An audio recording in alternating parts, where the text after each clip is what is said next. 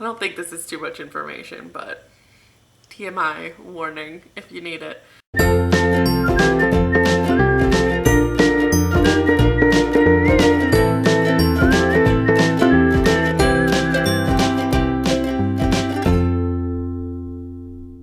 Hi everyone, my name is Whitney Milam. Welcome to my channel. Today I'm going to be going through 5 things that I have learned in my first 2 weeks doing a low carb, high fat diet. Now, if you're new to my channel, I just want to preface this by telling you what my macros are. I'm not doing a full keto diet. My plan is 20% calories from carbs, 55 from fat, and 25 from protein. So just keep that in mind. I'm not doing the full keto 5% from carbs. And remember, I'm not a nutritionist or a dietitian or in any way an expert on this. I'm just sharing the experience that I've had trying this low carb, high fat lifestyle. So here are the 5 things that I have learned in the first 2 weeks of doing a low carb, high fat diet.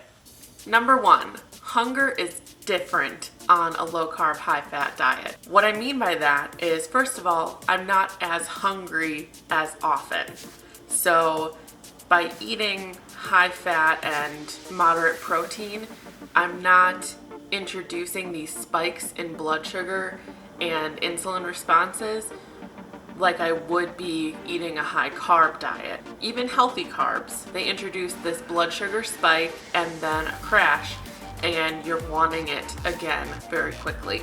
I've also noticed that the quality of my hunger is different. It's a different feeling from when I was on a moderate to high carb diet. It's really clarified for me just how dependent and maybe even addicted to carbs I was. Before, when I would get hungry, it was almost this like desperate feeling, and my mood would be affected. That's that whole like hangry, hungry, angry feeling, where I would get irritable. I would feel that desperation of like, I need to eat something now.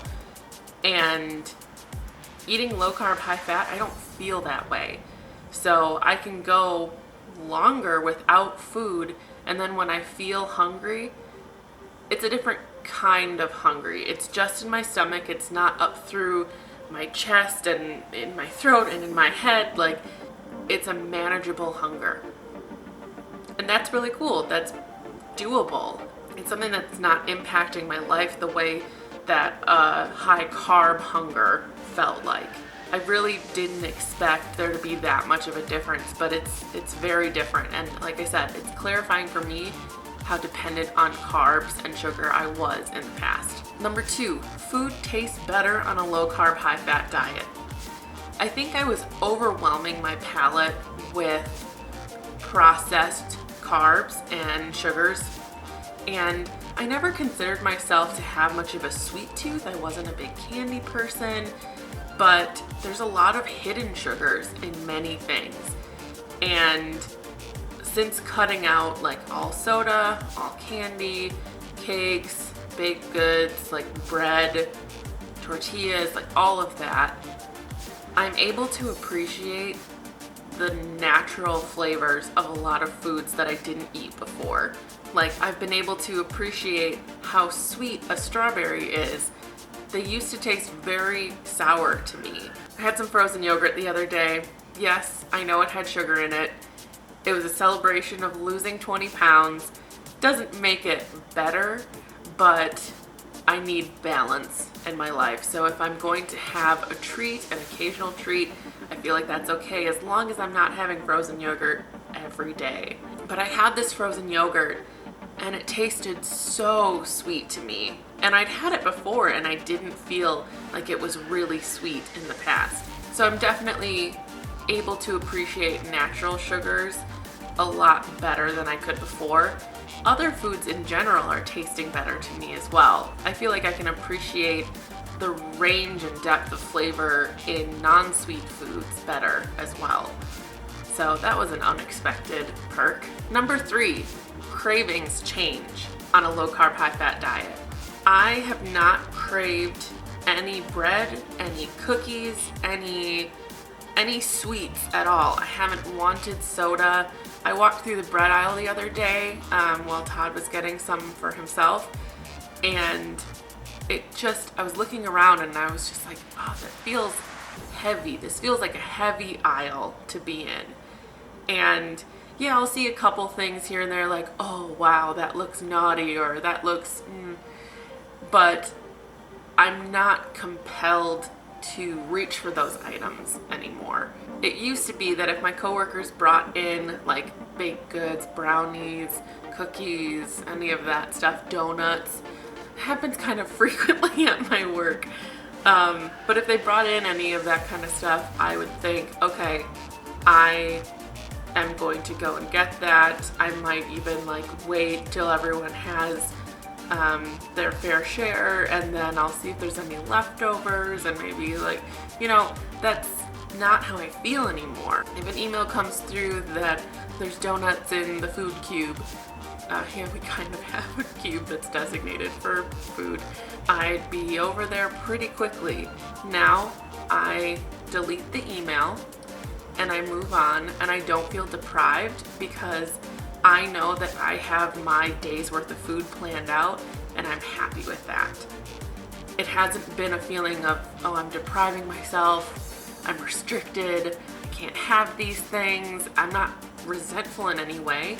I'm aware that it's there, and I know what I want to be putting into my body, and I don't give it a second thought. Before it would be, oh, there's donuts in the food cube, I need to make sure that I get mine, and it would still be in the back of my head later on in the day, there's donuts in the food cube, I could go steal some. Like, that is how unhealthy my relationship with food was. And that's not the case anymore. I've been able to break that by just completely stepping away from almost all processed carbs. Number 4, the fat has melted off of my body. And the reason I say melted is because it is kind of that effect on my body. I used to have just kind of a thick, firm layer of fat around my midsection. And towards the beginning of this past week, I was looking down and I was saying to Todd, I feel like I'm bigger. Like I thought that my stomach was going down. Now I'm seeing all that pudge. And then I looked in the mirror and I realized around my natural waist, it's cut in significantly.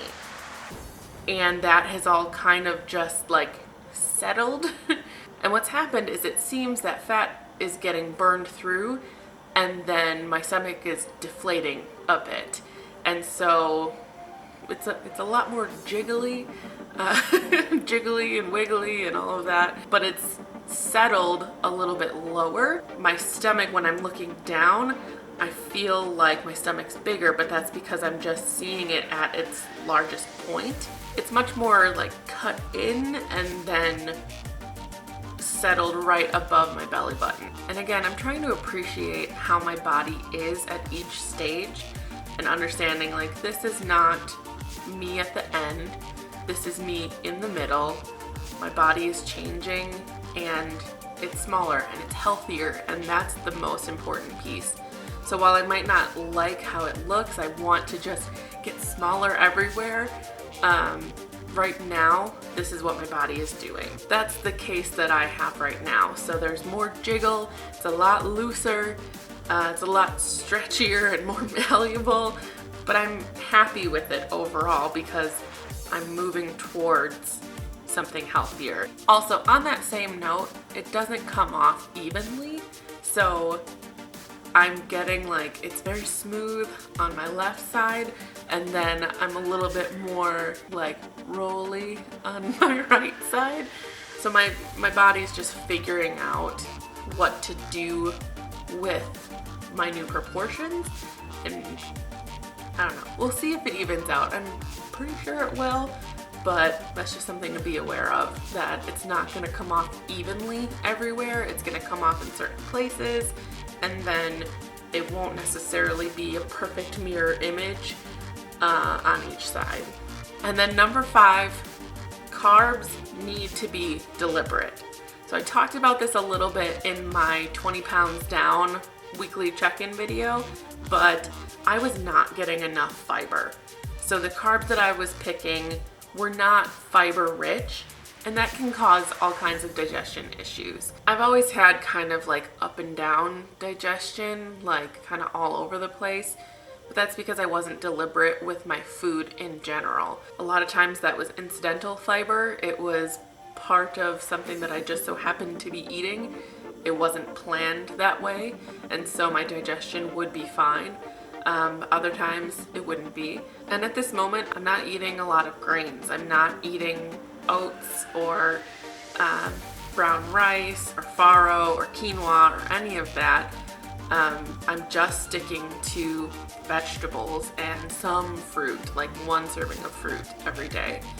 And there's not a lot of fiber in that if I'm not specifically choosing high fiber foods. So it's just something that I need to be aware of and consciously put into my meal plans every week. Those are the 5 things that I've learned in these first 2 weeks eating low carb, high fat. I'm planning on posting more of these as I get more insights and as my body reacts to it, especially if I decide to go even more towards the keto life.